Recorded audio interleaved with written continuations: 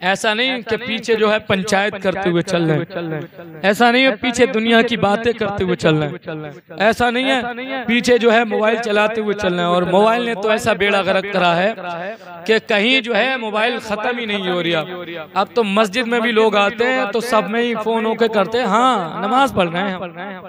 ये साहब मस्जिद में भी इन्होंने मोबाइल चलाना शुरू कर दिया, मैयतों में भी मोबाइल चलाना शुरू कर दिया, जहाँ देखो वहाँ मोबाइल चल रहा है। कब्रिस्तानों में भी लोग मोबाइल चलाते हुए नजर आ रहे हैं। अल्लाह अकबर, अल्लाह महफूज रखे इस बला से। तो जिक्र व अज़कार करते हुए जाएं, तस्बीहात पढ़ते हुए जाएं, कलिमा तैयबा पढ़ते हुए जाएं और सलाम वगैरह पढ़ते हुए जाएं, ताकि मैयत के लिए कुछ ईसाले सवाब का इंतजाम हो। बुजुर्गान दीन तो ये फरमाते हैं कि हम मैयत को कब्रिस्तान तक लेकर के नहीं जा रहे, बल्कि मैयत हमें कब्रिस्तान तक लेकर के जा रही है और कह रही है देख लो, यहाँ से वापस जाना तो इबरत हासिल करना, आज मैं यहाँ आ गया हूँ, कल तुम्हें यहाँ आना है। आला हजरत फरमाते हैं हाय गाफिल वो क्या जगह है जहाँ 5 जाते हैं 4 फिरते हैं, जाते तो 5 हैं, एक को दफन करके 4 वापस चले आते हैं। तो गाफिल वो इबरत की जगह है, वो नसीहत हासिल करने की जगह है, उसे देख करके अपनी आखिरत संवारने की जगह है। अब जब मैयत को दफन करने का नंबर आता है तो हर शख्स वहाँ मुफ्ती बना हुआ खड़ा, सबको सारे मसाइल पता है। यही हाल जो है गुस्ल के वक्त होता, कोई कहता कि ऐसे गुस्ल दो, कोई कहता कि ये करो, कोई कहता वो करो। दुनिया का हर आदमी जो है जिसकी कहीं नहीं चलती वहाँ वो जनाजे के वक्त अपनी चलाने आता। हर शख्स मुफ्ती बना पड़ा हुआ है। किसी सही आलिम से, किसी आलिम से, किसी दीनदार आदमी से मैयत को गुस्ल देने का तरीका पूछें और उसे वैसे ही गुस्ल दें, वैसे ही कफन पहनाएं।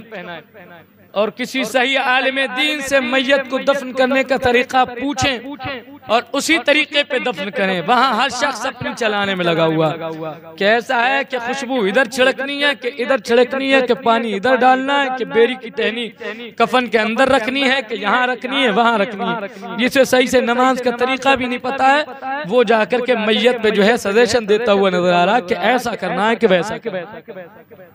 समझ रहे? मैयत को दफन करने का तरीका ये है कि उसे ताकतवर नेक सालेह लोग कब्र में उतारे, जो उसके करीबी हो, नेक साले लोग। ऐसा नहीं फासिको फाजिर सटोरी जुएबाज सट्टेबाज किसी की कब्र में उतर जाए।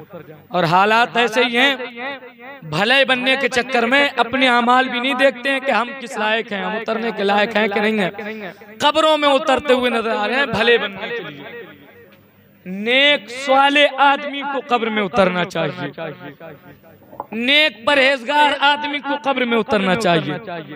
मैयत के जो करीबी लोग हैं उनको कब्र में उतरना चाहिए, जो नेक हो, परहेजगार हो, नमाज के पाबंद हो, आमाले सालिहा करने वाले हों। ऐसा नहीं है कि लोगों की जमीनें हड़पे हुए बैठे हों कब्र में उतर गए, दिन रात सट्टा खेल रहे हो कब्र में उतर गए, हराम खोरी कर रहे हैं और कब्र में उतर गए, जुआ और शराब और जिना से दूर नहीं हो कब्र में उतर गए। अल्लाह की कसम कब्र खोदने वाले बयान करते हैं कि हजरत हमें ये तो नहीं मालूम होता है कि किसका इंतकाल हुआ है। जब लोग आते हैं कहने के एक कब्र खोदनी इतनी लंबी इतनी चौड़ी, जब हम कब्र खोदते हैं तो बाज दफा ऐसा होता है कि अल्लाह हम पे कुछ राज खोल देता है।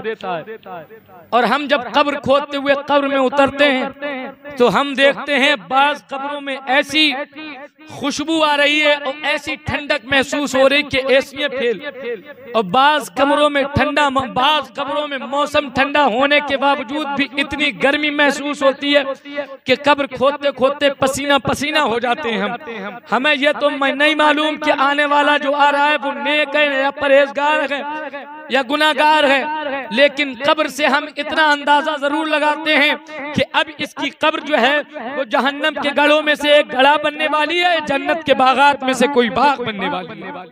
समझ रहे? तो इसलिए कब्र में किसी नेक वाले आदमी को उतारा जाए ताकि उसके जरिए से अल्लाह ताला हो सकता है परवरदिगार उसकी बरकत से कब्र को जो है परवरदिगार ठंडा फरमा दे और दफन होने वाले शख्स को अजाब कब्र से बचाए। वरना ऐसे लोग कब्रों में उतरते हैं कि उनका वजूद ही जो है वो कब्र को दहकाने के लिए काफी है। समझ रहे? ऐसा नहीं होना चाहिए। नेक परहेजगार लोग जो है मैयत को कब्र में उतारे। उसके बाद मैयत को लिटाने का कब्र में तरीका ये है कि मैयत को पीठ के बल लिटाया जाए और उसका चेहरा किबला की तरफ इस तरह से किया जाए कि उसके इस बाएं पहलू पे कोई डेला वगैरह नीचे से लगा दिया जाए ताकि उसका चेहरा किबला की तरफ हो जाए। हमारे यहाँ ऐसा नहीं है, और ऐसा इसलिए नहीं है क्योंकि उलमा से कोई बात तो पूछते ही नहीं है, सबके सब आलिम और मुफ्ती कब्रिस्तान में बने फिर। समझ रहे? इस तरीके से लिटाया जाए और उसका चेहरा जो है वो किबला की तरफ सिर्फ चित लिटा करके ना किया जाए, बल्कि उसके बाएं पहलू के नीचे कोई नरम मिट्टी या ढेला वगैरह लगा दिया जाए ताकि उसकी ये जानिब थोड़ी सी उठ जाए और चेहरा किबला शरीफ की तरफ हो जाए। समझ रहे?